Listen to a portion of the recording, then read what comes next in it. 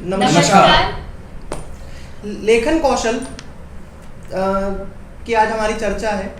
तो लेखन कौशल से हम क्या समझते हैं, इससे चालू करते हैं हम। तो लेखन कौशल मैं अगर अपने विद्यार्थी जीवन की बात करूं तो जब मैं स्कूल में था तो मैं काफ़ी ड्रामा की स्क्रिप्ट लिखता था स्कूल में अपने। और उसमें जो मेरे अंदर से जो निकल के आया वो ये था कि जो मेरे इमोशंस थे या जो मेरे अंदर एक कोई कहानी दबी हुई थी कि मैं उसको कैसे एक ऐसे रूप में लेके आऊँ कि वो एक कैरेक्टर में बदले पहले। और क्योंकि जो चीज़ मैंने देखी है वो हमारे आसपास के लोगों में होती है, उन्हीं को वापस कैरेक्टर में देना और किस रूप में देना है वो डिज़ाइन करना। तो वो जब मैंने सीखा तो मुझे लगता है कि वो लेखन शैली से जो मेरे अंदर आया वो मेरे विद्यालय जीवन से मुझे वहाँ से मिला। तो अभिव्यक्ति वो भी अपने इमोशंस की, वो मुझे लेखन शैली ने मुझे विद्यालय से सिखाया। तो मुझे लेखन से इतना मेरी समझ बनती है।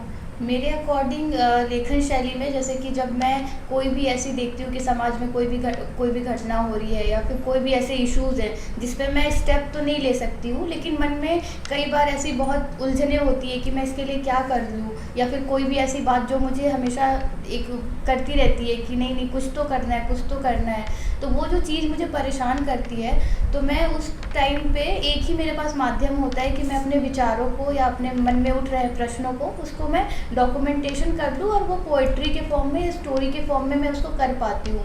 तो मेरे अकॉर्डिंग जो लेखन शैली में बोलूँ तो यही है कि आप अपने विचारों को, कल्पनाओं को किस तरीके से एक आर्टिकुलेटेड वे में आप डॉक्यूमेंटेशन उसका कर सकते हो। ममता की बात से मुझे एक बात याद आती है कि हमें बचपन से मतलब प्रोत्साहित किया जाता है कि हम अपने हमेशा डेली रूटीन के बारे में एक डायरी मेंटेन करें और उसके बारे में लिखें। उससे शायद उसका हमेशा से हमने उतना उपयोग तो नहीं किया, पर यह है कि हमारे डेली के जो इमोशंस निकल के आ रहे हैं हम उसे कैसे अपने पास रख सकते हैं दस्तावेजीकरण करके, ताकि हम एक ज़माने में आगे निकल कर वापस ये देख पाए कि हम उस दौर पे किस चीज़ों से गुजरे और वो हमारे पास एक बेहतर रूप से दस्तावेजीकरण भी रहेगा। वो डीक्लटरिंग जिसको कहते हैं, क्योंकि हम लोग का मन हर समय हजारों विचारों के बीच घिरा रहता है। तो किसी चीज़ को कहाँ हमें ठोस रूप देना है या नहीं देना है उस चीज़ को लेके है। इसीलिए शायद हम लोग का प्रारंभिक दिनों में ही हमारे लिखने के बोलने को साथ में ही रखा गया हमेशा कि भाई आप पढ़ना सीख रहे हैं तो लिखना भी सीखिए, क्योंकि ये दोनों चीज़ें इंटर रिलेटेड ही हैं।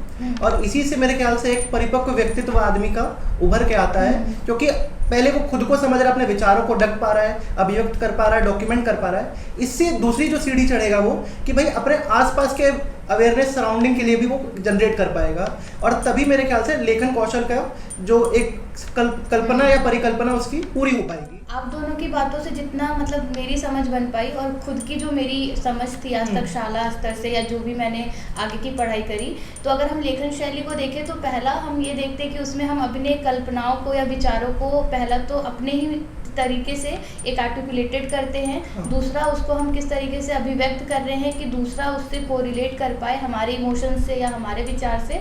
और तीसरा कि उसका डॉक्यूमेंटेशन हम कितना एक अच्छे तरीके से एक मानक भाषा का प्रयोग करते हुए, वो चाहे इंग्लिश हो या हिंदी हो, और साथ में उसमें ग्रामेटिकल एरर कम हो और हम उसका किस तरीके से उच्चारण कर रहे हैं, ये सारी चीज़ें हमें लेखन शैली के दौरान हम सब सीख पाते हैं। बिल्कुल।